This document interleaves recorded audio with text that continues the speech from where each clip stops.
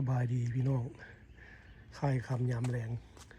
มื้อนี้มือผักเวียกก็เลยว่าสิได้ตัดหญ้าอยู่หน้าบ้านอีกเทื่อนึงเป็นวันเสาร์ใช้รถตัดหญ้าขนาดน้อยมื้อนี้ ใช้ยู่เฮ็ดเวียกซ้ำแรงก่อนพี่น้องบรรยากาศก็สิเป็นประมาณนี้กำลังสิรถตัดหญ้าน้อยเดี๋ยวสิตัดหญ้าบนข้างๆกับนี่ให้มันแล้วอีกก่อน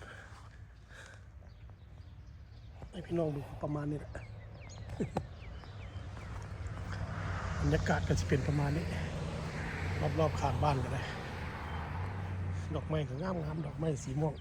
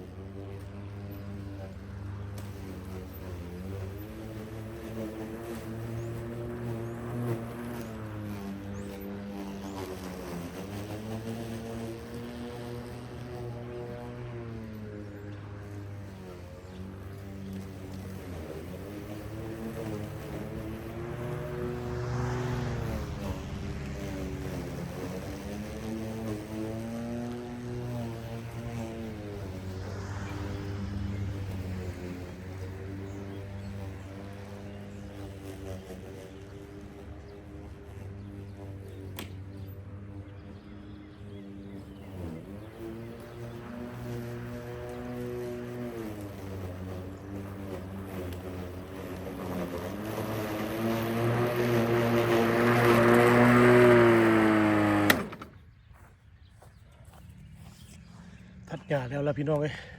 ตัดซ้ำหน่อยนึงบ๊ายบายเด้อพี่น้องเด้อบรรยากาศก็จะเป็นประมาณนี้แหละรอบบ้านยามแลง บ๊ายบาย